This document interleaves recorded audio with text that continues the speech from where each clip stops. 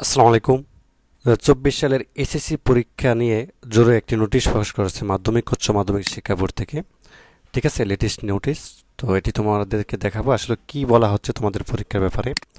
তো তোমরা ইতিমধ্যে জানো যে তোমাদের হচ্ছে প্রথমে শুরুর দিকে হচ্ছে 4টি পরীক্ষা স্থগিত হয়েছিল এবং গতকাল কিন্তু আরও 4টি পরীক্ষা স্থগিত করে দিয়েছে মাধ্যমিক উচ্চ মাধ্যমিক শিক্ষা বোর্ড। এক্ষেত্রে তোমাদের মোট 8টি পরীক্ষা কিন্তু এখন কিন্তু স্থগিত রয়েছে। ঠিক আছে, তো এই পরীক্ষাগুলো কবে হবে সেটি বলতেছি, এবং তার আগে তোমাদের পরবর্তী পরীক্ষা কখন শুরু হবে সেটাও বলতেছি।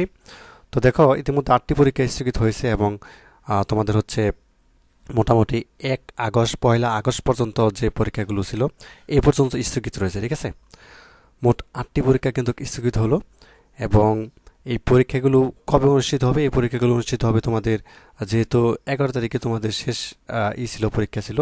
তো এই 11 তারিখের পরে কিন্তু অনুষ্ঠিত হবে এবং পরবর্তীতে নোটিশের মাধ্যমে কিন্তু তোমাদের হচ্ছে জানিয়ে দেওয়া হবে।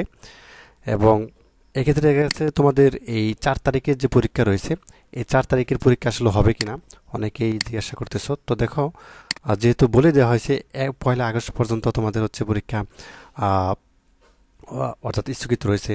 তবে গতকাল যেটি তপন কুমার সরকার তিনি যেটি বললেন, এই তপন কুমার সরকার, ঠিক আছে, তো তপন কুমার মাধ্যমিক উচ্চ মাধ্যমিক শিক্ষা বোর্ডের চেয়ারম্যান, তো তপন কুমার সরকার তিনি যেটি বললেন যে 4 আগস্ট যে পরীক্ষা রয়েছে সেটি কিন্তু আগের রুটিন অনুযায়ী কিন্তু অনুষ্ঠিত হবে। ঠিক আছে, 4 আগস্ট বা পরবর্তী যে পরীক্ষাগুলো রয়েছে এইভাবেই হবে।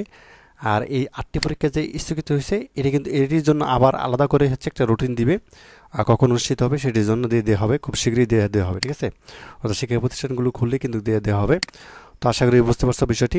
আর এখানে তোমাদের হচ্ছে গতকালের নিউজটা হচ্ছে 8, ঠিক আছে, অর্থাৎ 8 থেকে 1 তারিখের মধ্যে যে পরীক্ষাগুলো অনুষ্ঠিত হওয়ার কথা ছিল সবগুলোই কিন্তু স্থগিত করা হলো। ঠিক আছে, এবং আগামী যে এখানে বলে দেওয়া হয়েছে যে আগামী 4-8-2024 তারিখে যে পূর্ব ঘোষিত সময়সূচি, মানে পূর্বের যে রুটিন ছিল 4 তারিখে পরীক্ষা হওয়ার, ওই পরীক্ষায় কিন্তু তোমাদের হচ্ছে যথারীতি চলবে চলবে বলছে। ঠিক আছে, তার মানে তোমাদের হচ্ছে 4 তারিখ থেকে 11 তারিখের পরীক্ষা, যে যতগুলো পরীক্ষা রয়েছে সময়সূচি অনুযায়ী অর্থাৎ পূর্ব ঘোষিত ওই পরীক্ষাগুলো হবে।